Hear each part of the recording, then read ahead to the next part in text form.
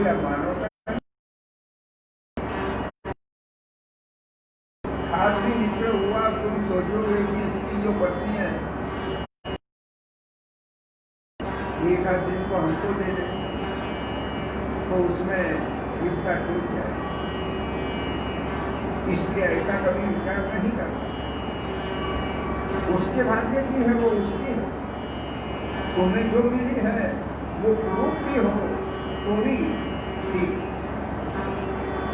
ऐसा ज्ञानेश्वर महाराज जी ने लिखा है, स्त्री पुरुष जो भी होगी जो भी तुम्हारी है, तो भी पुरुष जो भी है, तो भी माँ का जो स्नेह है वो सुंदर श्रीमती हो सकता है।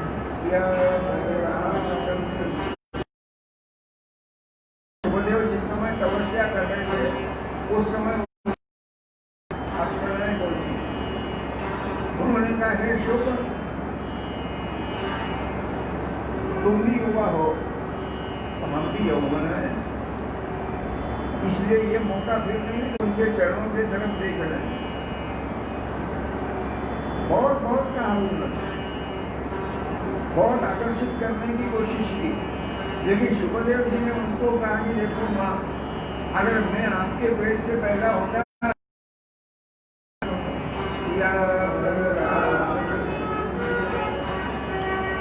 इतना सुनते ही उनके बकवास के ऊपर सब पानी गिर गया। सुखदेव ने कहा क्षमा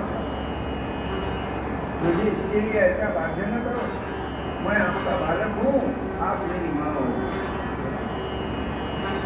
इतनी भारत की है और संस्कृति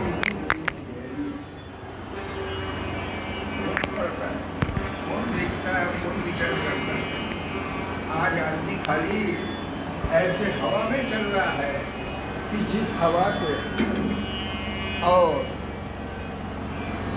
आदमी को झकझोर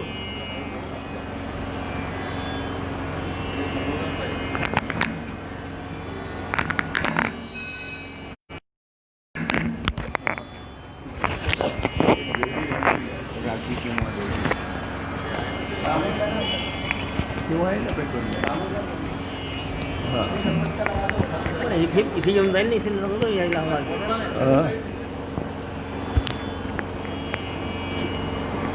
हाँ ठीक है। पंढरीनाथ महाराज की जय। यशस्वी वो लक्ष्मीपति है।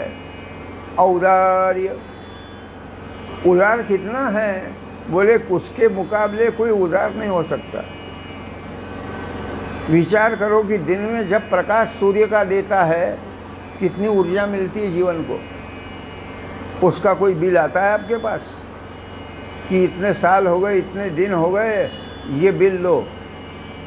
अगर दिन का बिल आने लगे तो आदमी की सारी तनख्वाह बिल में ही चली जाए। बताओ, बिना बिल देते हुए बिल में ही चली जाती है। गोपाल कृष्ण महाराज की। और बिल समझो दे तो, लेकिन नहीं, वो उदार है, वो सबको बराबर देता है। ऐसा नहीं किसी को कि तुमको कम है कि इनको ज़्यादा है। ये क्या है, बोले उदार। भगवान की उदारता कोई उसका मुकाबला नहीं। दे उदार म्हणोनी दारवंठेकार झालासी बळीचा, दे दान म्हणोनी। बलि से दान लिया लेकिन नहीं, स्वयं का ही दान कर दिया। इसलिए उसके घर की रक्षा करने के लिए अभी तक खड़े हुए हैं दरवाजे के ऊपर। कितने युग बीत गए। लक्ष्मी जी जब निकली है ढूंढने के लिए भगवान को, तब भगवान पाताल में है, जान के वो पाताल में गई। उसने देखा लकड़ी लिए हैं, एक पांव बलि के माथे, एक पांव जमीन पे है। उसने देखा, हाथ जोड़े, कहा चलिए। भगवान ने कहा चुप। क्यों? बोले देख नहीं रहे, स्वामी बैठे मेरे, इनके आर्डरली में हूँ, इनके सेवा में हूँ। मैं इनको पूछे बिगर इनके हुक्म के कहीं भी नहीं जा सकता। फिर तू जा। गोपाल कृष्ण महाराज की। जो इतने उदार है कि पत्नी की भी परवाह नहीं करते। वायु सबको बराबर, आकाश सबको बराबर, फिर ये क्या है? बोले ये उदारता है भगवान की, कि इतने सबका स्वामी होते हुए भी सबको और अनंत हाथ से बांट रहा है।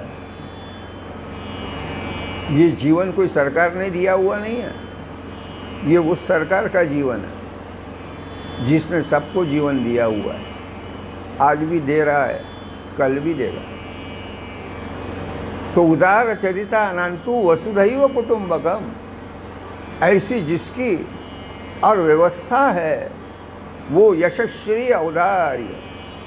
उज्ञान, भगवान ज्ञान का समुच्चय है, भगवान के पास सब प्रकार का ज्ञान है। ऐसा नहीं समझो कि कोई ज्ञान में त्रुटि है, नहीं नहीं, भगवान ही ज्ञानेश्वर है। गोपाल कृष्ण महाराज की। ज्ञानेश्वर महाराज का अवतार भगवान ने ही लिया और सबको ज्ञान दान किया, तो उनके मुकाबले ज्ञान किसको हो सकता है? और उनका भी ज्ञान कैसा है? बोले पारदर्शी है।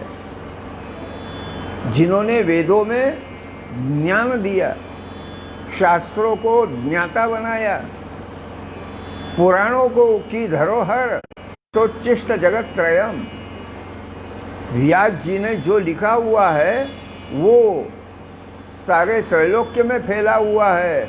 वो क्या है? बोले झूठन है व्यास जी का। विचार करो, हमारे यहाँ भारतवर्ष के एक ऋषि ऐसे मामूली थे क्या? व्यासो नारायण साक्षात, व्यास जी नाम साक्षात नारायण का अवतार। और क्या लिखा है उन्होंने, कितने ग्रंथ किए। आप एक ही कोई खंड खोल के देखेंगे किसी पुराण का, तो उसमें ऐसे ऐसे अद्भुत नाम आते हैं कि जो कभी आपने सुने नहीं होंगे। क्या नाम की भावना है, क्या परिकल्पना है, आश्चर्य लगता है। उनकी बुद्धि क्या अजब गजब है। साक्षात सरस्वती माँ उनके बुद्धि तत्वों के ऊपर अधिष्ठान करके और सारे समाज को सुना रही है। तो ये ज्ञान है। वैराग्य, वैराग्य भी है इसके साथ, केवल ज्ञान काम का नहीं, उसके साथ और क्या होना? बोले उसके साथ वैराग्य भी होना। बिना वैराग्य के कोई मतलब नहीं है। क्यों? ज्ञान की सिद्धि वैराग्य में ही है। पंडरीनाथ महाराज की, शंकराचार्य महाराज कहते हैं, तेन विज्ञान सिद्धि। बिना वैराग्य के आप कहोगे ज्ञान ये अग्नि है और वैराग्य ये सूखे काष्ठ के समान है। आप इन बरसात के दिनों में देखोगे कि जरा भी नमी हो लकड़ी में तो अग्नि नहीं पकड़ता। क्यों? नमी है। पहले के ज़माने में माताओं को कितने कष्ट होते थे जब चूल्हे चलते थे। अब तो कुछ नहीं, पानी आता हो, बरसात हो, कुछ भी हो, गैस नहीं छिड़ता। गोपाल कृष्ण महाराज की। लेकिन यहाँ भगवान के पास वैराग्य है। वो वैराग्य होने से क्या है? बोले वैराग्य में अद्भुत चीज। रामावतार में भगवान ने राज्य किया, विरागी राम थे वो कोई लोलुप राम नहीं थे। वो कोई राज्य के लिए मरते नहीं थे। राज्य में अगर उनकी भावना होती तो भरत से नहीं कहते कि बेटा तुम ही संभालो ये, पिताजी की आज्ञा एक हम मानेंगे, एक तुम मान। भाई सब है, लेकिन जिसको जो आज्ञा मिली हुई है उसका पालन उसने करना। बस इसका उसने और उसका उसने नहीं करने में फल नहीं मिलेगा। स्वे स्वे कर्मण्य भिरतः संसिद्धिम लभते नरः। ये भगवत गीता में भी भगवान ने बताया अर्जुन को कि जो जो कर्म करेगा वो उसका फल अनुभव होगा। इसलिए अदला बदली नहीं करने का काम है। तुमको राज्य का हुक्म है, तुम राज्य का अनुभव करो। हमें वन का हुक्म है, हम वनगमन करेंगे। पिता के आज्ञा का मूल्यांकन अपन क्या कर सकते हैं? उन्होंने जो सोच समझ के कहा हुआ या कैसे भी कहा है, तो उनका आज्ञा शिरोधारी है, उनकी आज्ञा का पालन करना ही है। तो ऐसी आज्ञा का पालन जिन्होंने किया हुआ है, वो वैराग्य धाम राम। आज भी उनके सेवा में जो हैं, वो वैराग्य धाम है। अयोध्या जी में जो सरयू माता बहती है, उसमें वैराग प्रवाहित होता है। ऐसा है, वहाँ वैराग्य क्या पूछते हैं? जीवन में ही वैराग्य। और सही है, जो विरागी होगा वही राज्य कर सकता है। सियावर रामचंद्र। जिसमें राज्य की लोलुपता है, जिसमें राज्य की अभिलाषा है, उसने राज्य करना नाम कैसा है? बोले ऐसा है कि माँ के प्रति सब निर्भिलाष होते हैं। सब जितने भी प्राणी हैं दुनिया में, माँ के प्रति कोई कामना करता है? नहीं करता। फिर उसी प्रकार राजगद्दी के प्रति कोई कामना रखे तो भूल हो जाएगी। यही तो हुआ भारतवर्ष में। ऐसे अनेक राजाओं ने अपना जीवन दर्दमय बना दिया, दुखमय बना दिया, भलताई बना दिया। उसका कारण क्या है? बोले राज्य की लालसा। भगवान राम के जीवन के चरित्र में भाव आप देखेंगे तो राज्य के प्रति बिल्कुल जय राम, राज्य के प्रति बिल्कुल इच्छा ही नहीं, अनासक्त भाव है। और ऐसा अनासक्त भाव जिनमें है, वही राज्यकर्ता का राज्य सफल होता है। राम जी ने राज्य 1-2 साल नहीं किया। भगवान राम जी ने जो राज्य किया है, वो 11,000 साल तक किया। कल्पना करो, 11,000 साल क्या होते हैं? 11,000 साल बहुत होते हैं। अर्थात हम आप कल्पना भी नहीं कर सकते उसकी, हम उसका विचार भी नहीं कर सकते।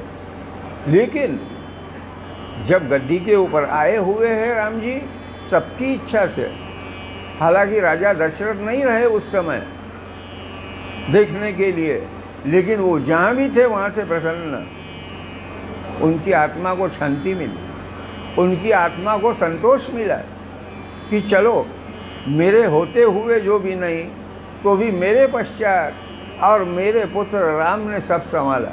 सियावर रामचंद्र। और विचार करो कि राम राज्य की संकल्पना आज भी भारतीय मनों में बसी हुई है। उसको कोई उखाड़ नहीं सकता, कोई जबरदस्ती थोड़ी रखी हुई है, स्वाभाविक रूप से है। गंगा जी के प्रति निष्ठा, राम राज्य के प्रति आस्था, ये कोई किसी ने छोड़ी हुई चीजें नहीं है, ये अनादिकाल से चली आई हुई है। तो ये क्या है? यशस्वी, औदार्य, ज्ञान, वैराग्य, ऐश्वर्य आदि ये सब चीजें, और जिनमें ओतप्रोत भरी हुई है, इसलिए वो भगवान है। भगवान एरा गेरा नहीं हो सकता, और भगवान एक ही है, दूसरा नहीं हो सकता। एकमेवा द्वितीयम ब्रह्म। वेदांती लोग जिसको ब्रह्म कहते हैं, भक्त लोग जिसको भगवान बोलते हैं, फिर सांख्य योग वाले जिसको क्या बोलते हैं? बोले प्रकृति मानते हैं। लेकिन नहीं, वो प्रकृति का भरतार है, वो प्रकृति नहीं है। तो ऐसी लीला करने वाला जो भगवान, महात्मा ऐसा कहते हैं कि उसने आज तक किसी की उपेक्षा नहीं की है। फिर आपकी हमारी क्या उपेक्षा करेगा? उपेक्षिले येणे कवण्या शरणांगता, ऐसी नाही मात आई किली। माझा दोषा भेडे होईल पाठी मोरा, ऐसा कोण पुरा भोग बळी। अर्थात अगर अपना ही कुछ दोष हो तो उस दोष के लिए भगवान को क्यों सिर के ऊपर मढ़ना दोष कि हे प्रभु ये दोष तुम्हारा है। बोले नहीं, ये दोष हमारा है। माझा दोषा भेणे होईल पाठी मोरा, हमारे कुछ पाप होंगे तो वो हम में अंतर रख सकता है, वरना तो भक्तों में अंतर नहीं रखता। इसलिए ऐसा जो भगवान फिर महात्मा कहते हैं, तुका मणे रूप आमुसा कैवारी, जो भगवान सगुण साकार होके जो आते हैं, भक्तों का मनोरंजन करते हैं, उसके लिए कारण क्या है? बोले हमारे लिए आते हैं, हमारे लिए वो लीला करते हैं, नहीं तो वो निर्गुण में क्या बुरे हैं।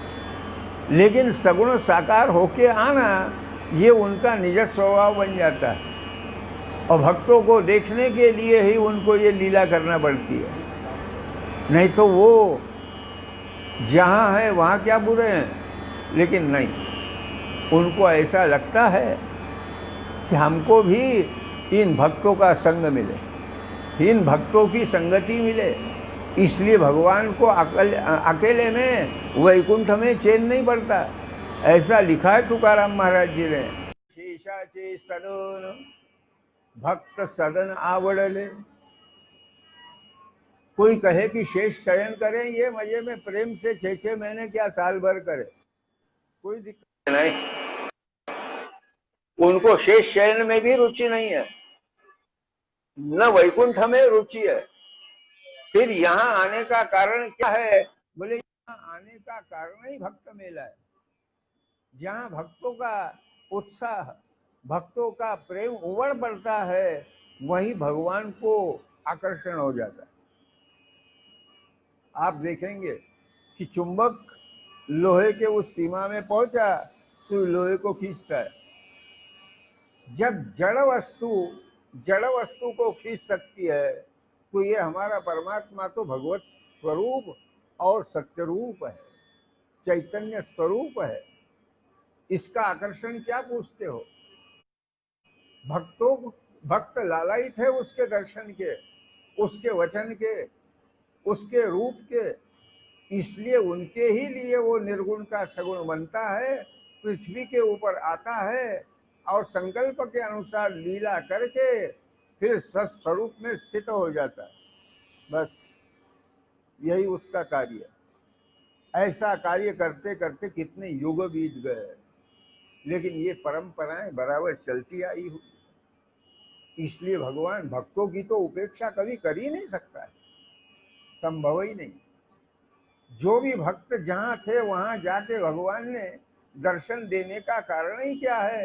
बोले जंगल में मंगल करे पलटूबे परवा। अगर परवा रखते तो अयोध्या में ही बैठे रह जाते, लेकिन परवाह नहीं की उन्होंने राज्य की। वो जानते हैं कि भाई लोग है संभालने वाले, अपने को क्या करना। और सही है, अपने सिर की कोई गठड़ी कोई लेता है तो अच्छा भैया ठीक है, लो तुम लो। तो वही राम जी ने किया।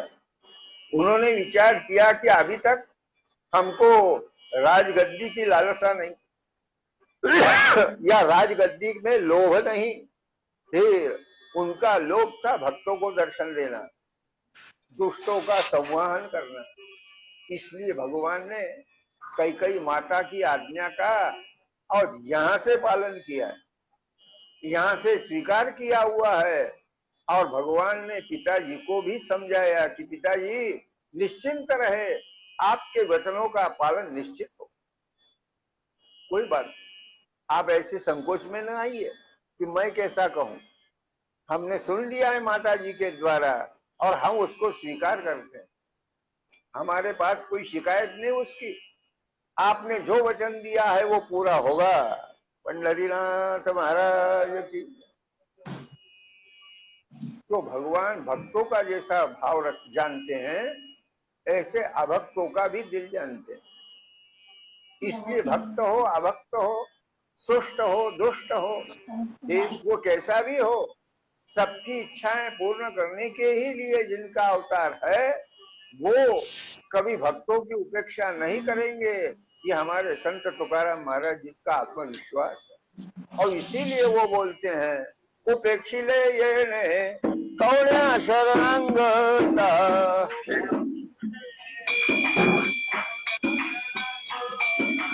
ऐसी नाही बात आई,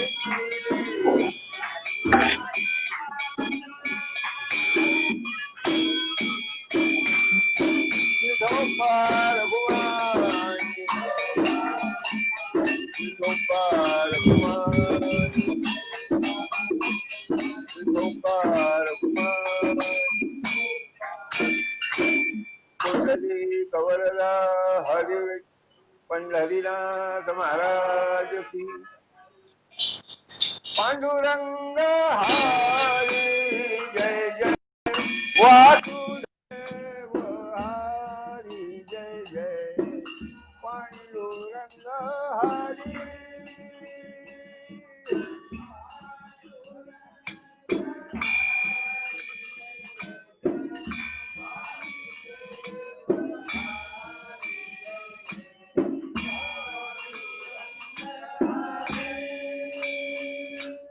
पांडुरंग हरी जय जय, वासुदेव हरी जय जय, पांडुरंग हरी।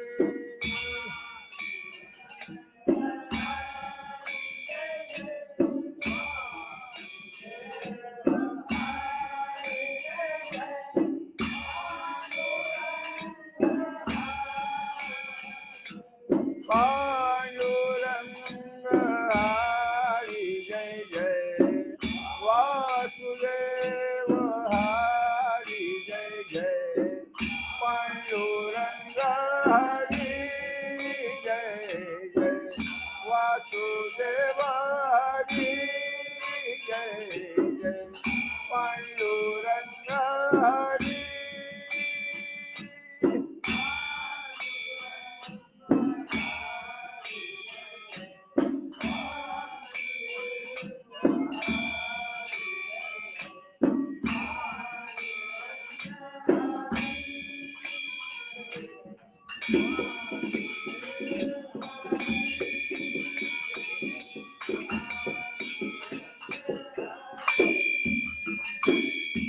जय पांडुरंग हरी, जय वासुदेव हरी, जय पांडुरंग हरी, जय वासुदेव हरी, जय पांडुरंग हरी, जय पांडुरंग हरी, जय वासुदेव हरी, जय पांडुरंग हरी, जय वासुदेव हरी, जय पांडुरंग हरी, जय वासुदेव हरी।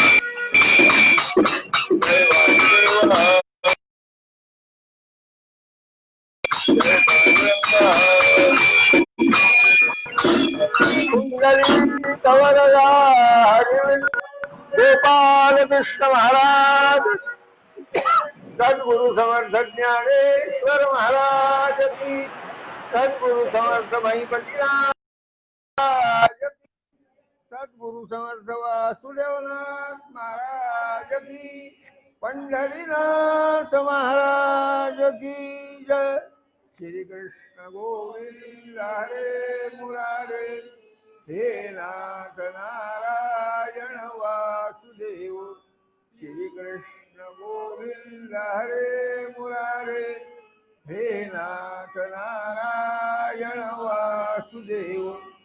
श्री कृष्ण गोविंद हरे मुरारे, हे नाथ नारायण वासुदेव। पंढरीनाथ महाराज की जय।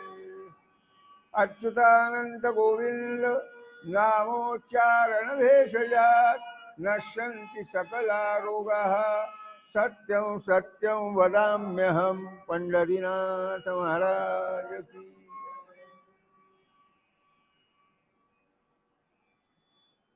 भगवान और कंस वध करने के पश्चात मथुरा में रहे बहुत समय तक। राज्य की व्यवस्था उचित, नाना जी को सहयोग दिया है।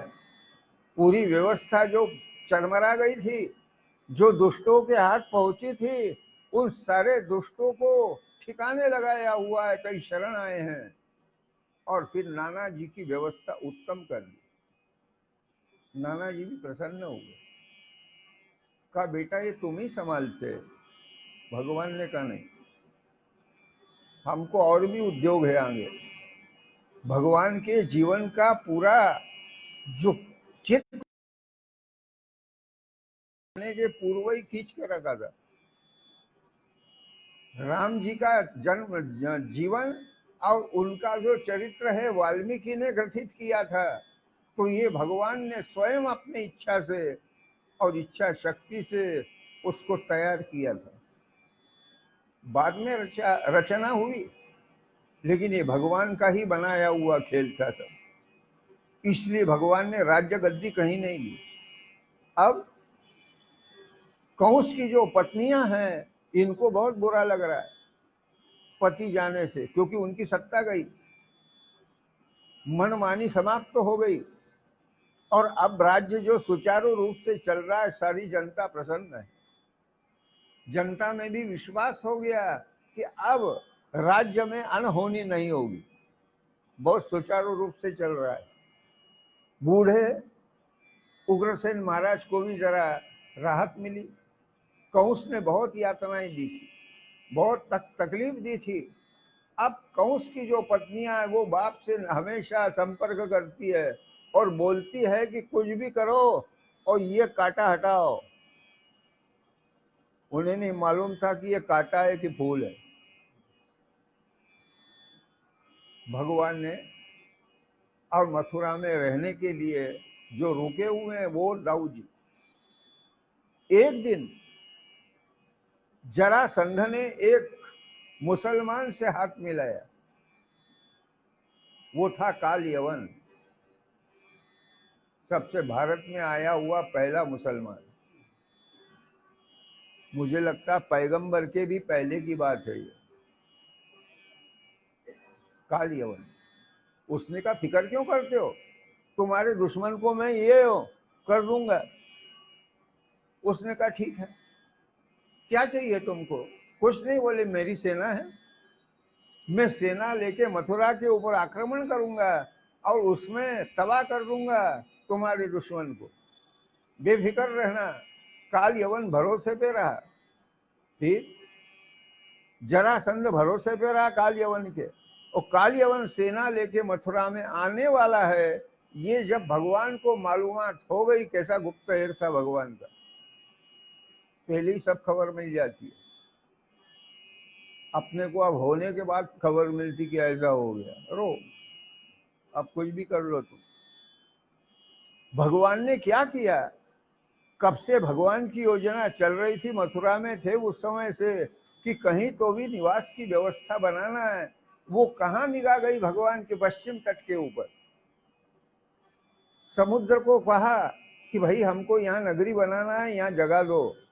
समुद्र ने कहा ठीक, क्या खा के मना करता है।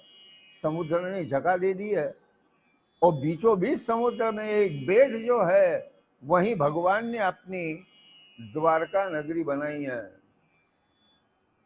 विश्वकर्मा को बोल दिया कि ऐसी ऐसी बनना है। विश्वकर्मा ने कहा ठीक है। विश्वकर्मा ने उस समुद्र में सोने की द्वारिका बनाई है, और वो द्वारका बनने के बाद जब तैयार हो गई सारी व्यवस्था, कोई बाकी नहीं रहा, पुताई बुताई का काम ही नहीं रखा, सोने की बनाई।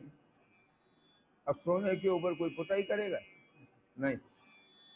फिर एक बरसात हो जाए, पानी आ जाए, या पानी से तुम धो डालो तो साफ। समुद्र का क्षार का पानी है। फिर जो लाठें आती है ऊपर से धुल जाती है। सोने के गुम्बज बने हैं, लाखों पताकाएं जिसमें लगी हुई है, सुनने की चमकती है, और सूर्य का उदय होने के उपरांत उसका प्रतिबिंब समुद्र में भी गिरता है। एक है वो द्वारका देख लो, और एक पानी में देख लो। ऐसी सुंदर बनी हुई वो द्वारका। द्वारका पुरी नगर बसायो, भीमक बेटी हरे। गुरु महाराज ने वर्णन किया हुआ है। अब कल आने वाला है काल यवन मथुरा के ऊपर, इसलिए मथुरा में रहने वाले जितने भी यादव थे, उन सब यादवों को खटिया समेत उठाया और द्वारका में शिफ्ट कर दिया। पंडरीनाथ महाराज, बताओ कितनी गाड़ियां छोड़ना पड़ी, और क्या किया और कैसे किया। लेकिन जो सुबह उठ के देखते हैं, जो मथुरा कहाँ यमुना वाली, और ये समुद्र में बीचों बीच बना हुआ ऐशो महल कहाँ। उठते बराबर समुद्र का दर्शन, चारों तरफ पानी देखा, सकते में आ गए। देख रहे यार कहाँ आ गए, क्या लीला है ये। सारों को, अपने यादवों को वहां परस्पर भेज दिया। भगवान और कृष्ण, बलराम और कृष्ण दोनों रह गए। अब वो आया कौन, जरासंध का वो दोस्त काल यवन। आते के विचार किया, हंसने लगा, वो खुश हो गया। विचार किया तो ये तो रथ में भी नहीं है, पैदल है, इसको तो अभी ठोक दूंगा मैं। भगवान ने कहा उसको बुलाया ही, और जब देखा है तब क्या करते हैं, उसको देख के भागे, मानो डर गए। छत्रपति शिवाजी महाराज जी ने भी कहीं कहीं भगवान लीला का अवगान किया हुआ है, उनके दिव्य भाव में दिखता है। कहाँ डरना, कहाँ झूठा प्रचार करवाना, कहाँ क्या करना, बहुत सी चीजें उन्होंने जो माता के द्वारा महाभारत और रामायण सुनी थी, उसमें से आत्मसात की थी। भगवान जब भगे हुए हैं तो ये भी उनके पीछे भागा। ऐसी दौड़ लगाई है कि कुछ पूछो मत। अब ये मोटा था, दौड़ने में हफनी लगने लगी। अब वो कहाँ चपल, भगवान हवा के समान। जो भागे हुए हैं, भागते भागते ये भी भागा बंडा उनके पीछे, और जाते ही एक गुफा देखी पर्वत में, और उसमें भगवान गए। पंडरीनाथ महाराज उसमें जो कोई विचार किया कि अब तो ये गया, अब यहां से कहाँ निकलेगा। इसलिए उस गुफा में अंदर अंधेरा, लेकिन भगवान जानते थे कि ये गुफा किसकी है। अरे वो गुफा मुचकुंद की थी, जो मुचकुंद पराक्रम करने के उपरांत और इंद्र के द्वारा विश्राम प्राप्त कर रहा है कि मुझे कोई भी इसमें से छेड़े तो भस्म हो जाए। भगवान जानते थे कि बिना दवा की खांसी यहीं से ही। भगवान ने क्या किया, कितने चतुर। बदन के ऊपर जो वस्त्र था पीला, क्योंकि भागने वाले का जो वस्त्र है वो ध्यान में निगाह में आ जाता है कि नीले शर्ट का पहना है, शर्ट पहना है, पीला पहना है, लाल पहना, हरा पहना। वो दुपट्टा उसकी निगाह में भर गया था जरासंध के, ये काल यवन के। देख रहा है बहुत दूर से, और जैसे गुफा में घुसे वैसे भगवान ने आराम से, अंधेरे में किसी को न दिखे, इनको सब दिखता है, क्योंकि उजेला और अंधेरे के साक्षी है। बहुत धीमे कदम गए। वहां जो मूर्ति सोई हुई थी, वो अपने शरीर का दुपट्टा निकाल के उसको उड़ा दिया, और उसके पीछे जाके आप आराम से विराजमान हो गए। अब वो उजेले में से अंधेरे में जाने वाला काल यवन, उसने विचार किया अब यहां से कहीं बाहर नहीं निकल सकता है, पक्की बात है, और यहीं न ठोका तो मेरा नाम नहीं। उसे नहीं मालूम था कि मैं ठोकने जा रहा हूं कि ठोकने जा रहा हूं। पंडरीनाथ महाराज, उसने देखा, वाह, सो गया। हाँ? ऐसा कह के उसने अपनी एक टांग से जो उसके लात के ऊपर प्रहार किया हुआ है, वो छुट्टी हो गई। उन्होंने यूं किया, पीछे क्या देखते हैं, आगे जो देखा वो ये मोटा आके खड़ा ही था। इसको देखते बराबर भक्काटा है। गोपाल कृष्ण महाराज, उसको विचार भी नहीं करना पड़ा, न सोचना पड़ा कि ये क्या हो रहा है। भगवान देख रहे हैं पीछे बैठे बैठे। वो भस्म हो गया, वहीं रक्षा हो गई उसकी। और मुचकुंद ने इधर उधर जब देखा हुआ है, पीछे जो देखते हैं विचार करते हो उठ के खड़े हो गए, स्तुति की भगवान, ये प्रभु आप यहाँ कैसे? बोले तुमको वरदान दिया था ना, दर्शन देंगे। गोपाल कृष्ण महाराज, भगवान हर चीज की याद रखते हैं, ये ध्यान रखना। अपन भूल जाएंगे, भुलक कर चरणों में शरण हो।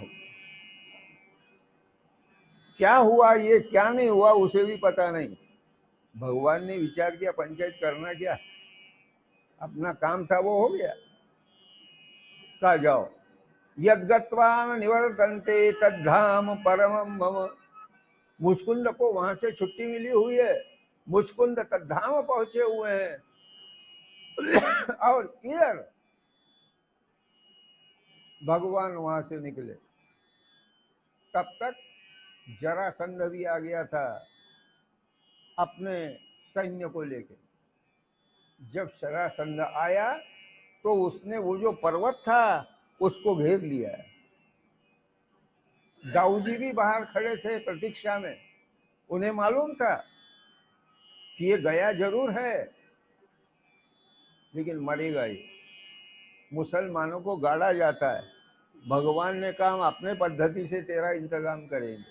पंडरीनाथ महाराज, अभी ये भी तो देख, गरने में क्या फायदा है, और कोई आगे जाके मरे मुर्दे उखाड़ेगा। इससे तो भस्म कर दो जरासंध को। और जब मालूम पड़ा कि बड़ा गया था, कहाँ गया बोले पता ही नहीं। जरासंध ने विचार किया कोई बात नहीं, वहां एक पर्वत है, उसके ऊपर दोनों मूर्तियां चढ़ गई, बलराम और कृष्ण। उनके पास धन भी था, अपार धन था, वो सब खच्चरों के ऊपर भर के वो भी ले गए थे। इसने विचार किया कि ये हाथ में नहीं आ रहा है तो क्या हो गया, यहाँ घेर लेंगे और इस पर्वत को ही आग लगा देंगे, यानी ये जल के भस्म हो जाएगा। विचार करो, जो जलाने वाला उसको जलाने की कोशिश कर रहे हैं। भगवान उधर उतर गए, पर्वत पर्वत में आग लग गई, सबको ऐसा लगा कि इसमें भस्म हो गए। लेकिन भगवान सीधे कहाँ पहुंचे, द्वारकापुरी। द्वारकापुरी में जब भगवान ने प्रवेश किया हुआ है, सबको बड़ी खुशी हुई। सभी यादव वहां मिले और सबने आश्चर्य व्यक्त किया कि हे कृष्ण, तुमने ये कब बनाया? बोले बहुत दिन हो गए, आपको कल यहाँ भेजा हुआ है। तो वहां क्या हाल है मथुरा में? बोले मथुरा सुरक्षित है, सियावर रामचंद्र की। मथुरा को भी बाल बाका नहीं होने दिया। कैसे होगा? जब रक्षक भगवान है तो मथुरा जस की तस रही हुई। भगवान द्वारका में आने के बाद आपने जो सुना वो उनके, और इतने विवाह हुए द्वारका से ही हुए, रुक्मिणी से लेके और 16,108 तक विवाह हुए। उसके पश्चात प्रथम पुत्र जो है वो भी सपत्नीक वापस आ गया शंबरासुर का नाश करके। अब क्या हो गया है? बोले अब उषा का हरण, उषा ने और हरण करवाया है अनिरुद्ध का। तमाम उसको बता रही हो चित्ररेखा, ये देखो ये देखो ये देखो। वो कह रही है, अच्छे उषा कह रही, अरे ये नहीं, सब लोग बता दिए तीनों, 7 लोग ऊपर के 7 लोग नीचे के, 14 भुवन की सृष्टि बता दी। बोले इसमें एक चीज रह गई है। क्या? बोले वो द्वारिका द्वारका रह गई है। अब मैं द्वारका निकालती हूँ, उसने जो द्वारका बिखेरी है। क्या पूछते हो? नई चीज, दर्शन में भी भव्य दिव्य। शोणितपुर में उसने अपने दीवालों के ऊपर द्वारका निकाली। उसके बाद वसुदेव देवकी का चित्र निकाला हुआ है। बोले आ रही है तू पास में, आ जाओ, खाली चित्र बनाना और इसमें परख करना कि हाँ यही है। करते करते करते और उसने भगवान कृष्ण का चित्र उतारा। ठीक है, लाइन के ऊपर है। प्रद्युम्न का उतारा। प्रद्युम्न का उतारते बराबर उषा शर्मा गई। वो बोली कि शायद ये मेरे ससुर हो गए। और फिर प्रद्युम्न का होने के बाद अनिरुद्ध का जब फोटो आया है, तब उषा ने कहा यही सखी, इसी को मंगवा। ठीक, चिंता मत कर, तेरे पति तुझे मिलेंगे। पार्वती माता ने आशीर्वाद दिया ही है, और उनका आशीर्वाद अधूरा नहीं रहेगा, सफल होगा।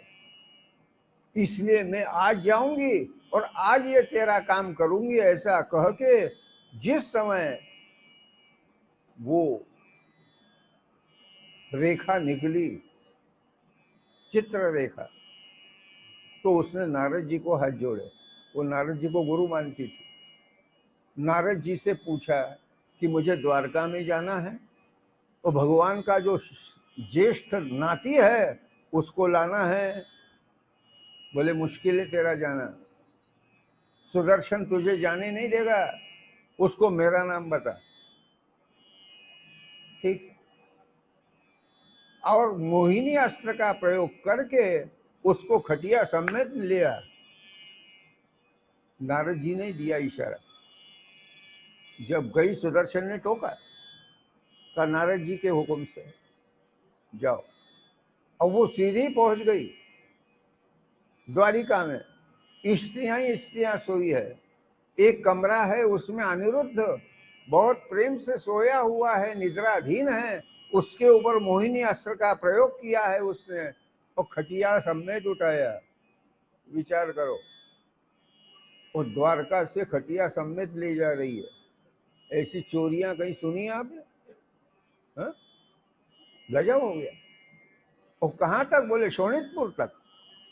शोणितपुर में वो लेके निकली है और सज धज के खड़ी थी उषा कि आज मेरा पति प्राप्त तो मुझे होने वाला है। इसलिए उसने दरवाजे के ऊपर आकर उस सखी का स्वागत किया। रखने को कहा, पलंग वहीं रख दिया गया और उसके गले में पड़ी। सखी वो सुंदरता को देख के निहाल हो गई। पार्वती माता ने आशीर्वाद दिया था कि तुझे जो पति मिलेगा वो मदन जैसा ही मिलेगा। मदन का ही बच्चा है ये, साक्षात। हाथ लगाया दोनों ने, खटिया उठा के अपने महल में ली है, और महल में लेके उसने मोहिनी अस्त्र का जो प्रयोग किया हुआ था वो जो निकाला, जग गए अनिरुद्ध। जो देखते हैं अचंभित हो गए कि मेरा घर छोड़ के मैं यहां कहां आ गया हूं। उषा ने हाथ जोड़े, कहा प्रभु मैं आपके चरणों की दासी हूं। आपकी प्राप्ति पार्वती माता के आशीर्वाद से मुझे हुई है, नाराज मत होना। फिर आप यहाँ निवास कर सकते हैं, यह आपका ही घर है, और मैं आपके चरणों के सेवा में आना चाहती हूँ, इसलिए मैं आपका वर्ण करूंगी। उसको हार तैयारी दिया था, वो हार लिया हुआ है, और वो हार अनिरुद्ध के गले में उसने डाला। अनिरुद्ध को भी उषा पसंद आई, सवाल ही नहीं थी, कोई कमी नहीं थी। ये बलिपुत्र बाणासुर, और बाणासुर की एक कन्या, विचार करो, उसको 1000 हाथ भगवान शिव की कृपा से थे, 1000 हाथ। जैसे सहस्रार्जुन को, ऐसे बाणासुर को। उसने वरमाला पहना ही है। अब ये बाप को मालूम ही नहीं है कि घर के घर में छोरी का विवाह हो गया। पंडरीनाथ महाराज की, बड़े घर में बड़े काम होते। फिर बाणासुर को क्या मालूम, बाणासुर अपने ही मस्ती में है। अब यहाँ कई दिन तक, शादी होने के उपरांत 4 महीने तक शोणितपुर में अनिरुद्ध रह रहे हैं। और द्वारका में क्या हाल है, बोले 7 दिन का 6 दिन का बच्चा चला गया तो रोना धोना शुरू हो गया था। अब ये कोई 4 दिन का नहीं था, ये युवा लड़का था। अब युवा लड़का भी और खटिया समेत पार हो जाए तो क्या लगेगा। सब चक्कर में आ गए। अब विचार करो, रुक्मिणी रो रही है, रुक्मिणी की बहू रति रो रही है, उसका बच्चा था। प्रद्युम्न भी चक्कर में आ गया कि इतना जान जवान बच्चा और कौन ले जा सकता है, किसी को पता नहीं है। और नारद जी भी अभी खबर खोलने को तैयार नहीं है। पंडरीनाथ महाराज, अरे कम से कम बोल देते तो क्या बिगड़ता, लेकिन नहीं, 4 महीने हो गए। क्या गुप्तचर विभाग करेगा, नारद जी को सब मालूम है, लेकिन द्वारका में कदम ही नहीं रखा। इधर उषा को बोल दिया कि तू संभाल के रहे, क्योंकि बाप को जब तक मालूमात नहीं होती तब तक ठीक है, लेकिन एक आध दफे कहीं मालूमात हो जाए तो भयंकर प्रसंग है, निश्चित रखना। एक जो बड़े मस्ती में बाणासुर और निकले हैं, तो निकलते हुए क्या होता है, बोले उनका जो रथ है उसका केतु यूं हो गया, नाम ध्वज टेढ़ा होते बराबर, और उनको संकेत हो गया कि आज तो खुजान जो छूट रही है शायद ये ठंडी होगी, लेकिन आकाशवाणी होगी कि हे बाणासुर, अब तुम्हारा समय आ चुका है, और तुम जिसकी प्रतीक्षा कर रहे हो तुम्हें कुछ अशुभ घटना तुम्हें मालूम होगी। यावर रामचंद्र, अशुभ घटना मालूम होगी, ये सुनते ही दहशत में आ गया बाणासुर। उतने में एक खास दासी आई, और वो दासी ने बताया कि देखिए आपकी जो कन्या है उसके घर में कोई पुरुष रहता है। चौंक गया, मेरी कन्या के घर में कोई पुरुष? हाँ, और दूसरी बात, वो पुरुष रहता भी है और तुम्हारी कन्या गर्भवती है। पंडरीनाथ महाराज की दिमाग खराब हो गया बाणासुर का। बाणासुर विचार करता है, कुंभक नाम के उनके जो प्रधानमंत्री है उनको बोल दिया, कुछ नहीं, अभी क्या अभी उषा के महल को घेर लो, और जो भी होगा वहां उसको पकड़ के बांध के हमारे सामने लाओ। सियावर रामचंद्र की। ये हुक्म हो गया। अब प्रधान जी क्या करते हैं, कल का प्रसंग बहुत विकट, क्योंकि ये संग्राम जो हुआ है ये मामूली नहीं है, ये कृष्ण और शंकर जी का संग्राम है। ये संग्राम बड़ा विकट, बाणासुर के, और सभी हाथ इसमें अलग होंगे। क्यों? बोले उसने जो वर मांगा था शंकर जी से वो शंकर जी ने दिया है। अब कल का ही दिन है, इधर उसको पकड़ने के लिए तमाम बंधन हो गया है। उषा ने जब ये माहौल देखा घबरा गई, हाथ पांव जोड़ के निहोरे करने लगी कि कैसा भी करो और आप यहां से भाग जाओ। अब विचार करो, जो खटिया समेत ला सकती वो नहीं पहुंचा सकती थी, लेकिन नहीं, क्या अकल चरक हो गई है। चित्ररेखा को बोलना था कि जहां से लाई वहीं भेज दे, यानी ये चक्कर ही नहीं रहेगा, हम कह देंगे कि कोई नहीं है घर में, देख लो तुम। लेकिन इतने में ये थोड़ी काम निपटने वाला था, आगे का प्रसंग कल सुनेंगे। कहने का मतलब कि भगवान को कितनी चिंता होगी, उन्हीं के परिवार में ये हादसा हो गया है, लेकिन भगवान भगवान ही, वो सब जानते हैं, जानते हुए भी अनजाने बने हुए हैं। फिर इसका खुलासा कल नारद जी महाराज ही करेंगे। तुकाराम महाराज कहते हैं कि उपेक्षिले येणे कवण्या शरणांगता, ऐसी नाही मात आई किली, वव्वाल छु मन साई रे बाबा, वव्वाल छु मन साई।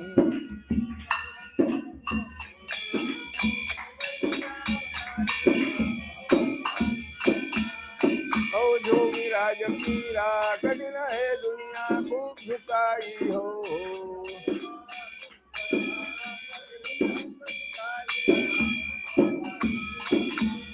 नौ खाया पिया रंग किया पीछे सिर जमाई हो।